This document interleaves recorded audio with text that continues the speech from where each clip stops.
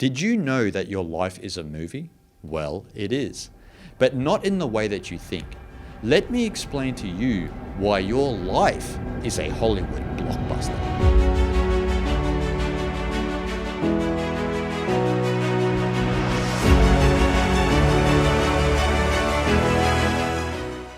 You often hear spiritual teachers say, do you know that your life is a movie? Now, a lot of people don't have a lot of context as to why some spiritual teachers say this. They don't have a deeper understanding as to why a spiritual teacher would say this. And this has been actually spoken since the advent, actually, of movies and screens. And so a lot of spiritual teachers actually use it as an analogy for consciousness and for life in general and for your life. And so a lot of people don't have a proper context. But we need to relate a Sanskrit concept to a movie, to films in general, so that we can better understand why our life is a movie. And we'll get to that Sanskrit concept in a minute. But first, let's have a look at the idea that our life is a movie, right? When we watch a movie, the movie is not really happening. It's a production of actors and directors and sound engineers, etc., that are making this film. And it's not even in your actual living room. It's not in your physical presence. It's on a screen. And they are telling you a story.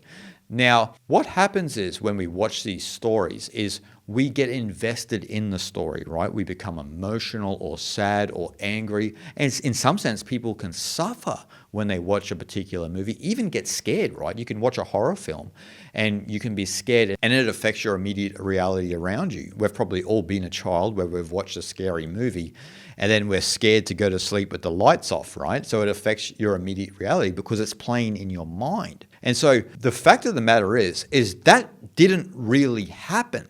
We just watched it and it evoked an emotion and a feeling that affected our immediate environment and our internal world. And so that's what movies do to us. They affect our immediate reality, and then we might talk about them a few days later with a friend because it might have been a pretty powerful film. And none of it actually happened. It was just a story. It wasn't reality itself. Now, that's not to say that films are negative and stupid. We all love a good movie. But why I'm using this analogy is to, again, reinforce that the idea that your life is a movie. Because when we transfer the idea of movie over to the Sanskrit concept of Maya, we find the secret to why our life is a movie. Now, Maya is the illusion of separation, the illusion of reality, but more importantly, the illusion of measurement. And so we go through our life and we're dissecting the world up into this and that according to the conditioning that we've all endured. And all of our conditioning is different, right? According to the society, the culture, the nation that we are from. And so we dissect the world up into this and that. And then we emote and we feel and we suffer according to our conditioning. So what we label reality with, according to whatever we are conditioned with, is how we suffer. It's what keeps us in this state of bondage. And all you need to say is, did any of that happen? Or are you reacting to an internal indoctrination and conditioning that you've endured? And the reality is we are all reacting to the labels, to the conditioning that we have all embodied, but we're not actually seeing reality as it truly is. We're not recognizing the pure screen of consciousness. We are engrossed in the images on the screen of consciousness, but we don't notice the screen itself. So as when we go into a cinema, we notice the images on the screen, but we forget the screen itself, the existence of the screen itself, because we are so involved in the images and the story that are apparently in the screen, but they're only a projection on the screen. And so you purely are just that blank screen of consciousness that has embodied all of these projections. They've been inculcated within you. And then that's how you see the world. You forget the screen of consciousness as a result. And so you're going about your day, you're suffering, you feel bondage, you feel angry, you feel emotional to things that are happening in your reality but it's only the conditioning that you're reacting to. You're reacting to your internal environment. Even though the external environment may evoke that response, and look, there are certain situations that evoke a response where you need to take care of yourself and so forth and so on, that's more naturalistic. I'm talking more on the subtle realm where people suffer. The ideas, the conventional reality that we have created, this belief system that we have, which is a belief system in the end. And so we go around and we dissect the world up into this and that according to that belief system, and so we suffer. But none of that is happening out there. It's only happening within yourself. And so just like a movie, the reality you are experiencing is not real. That is what Maya is.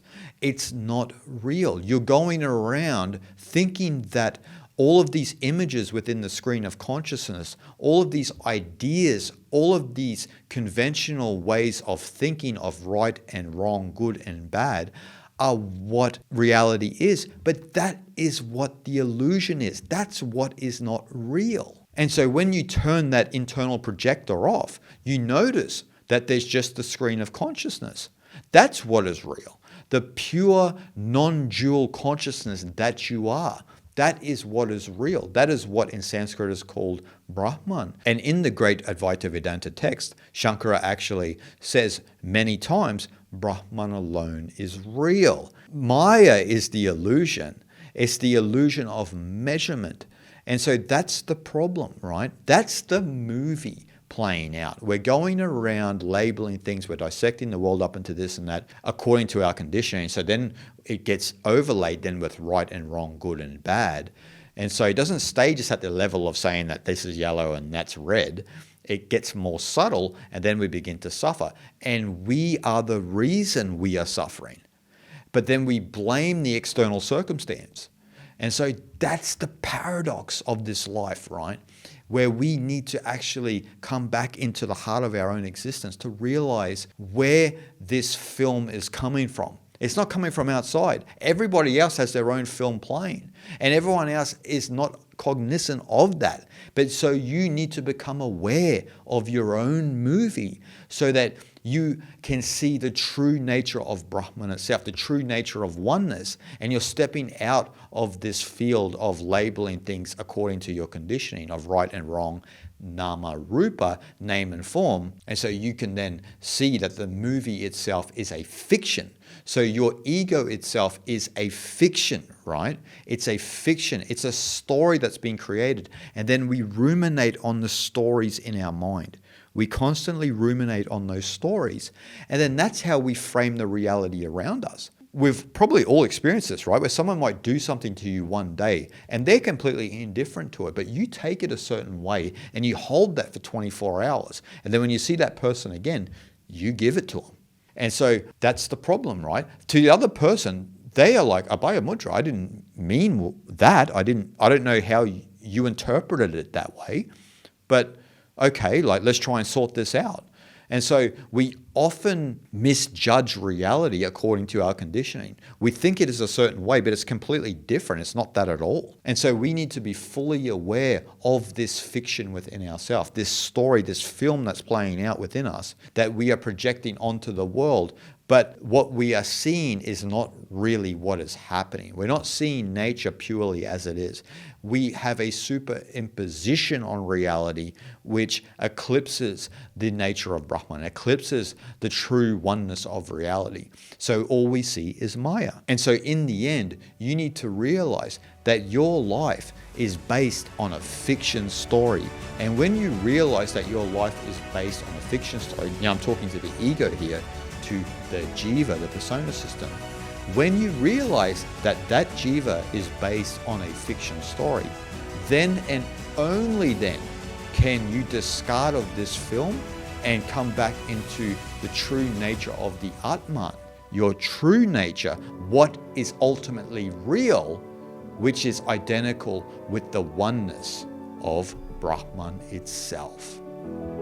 Shanti, Shanti, Shanti.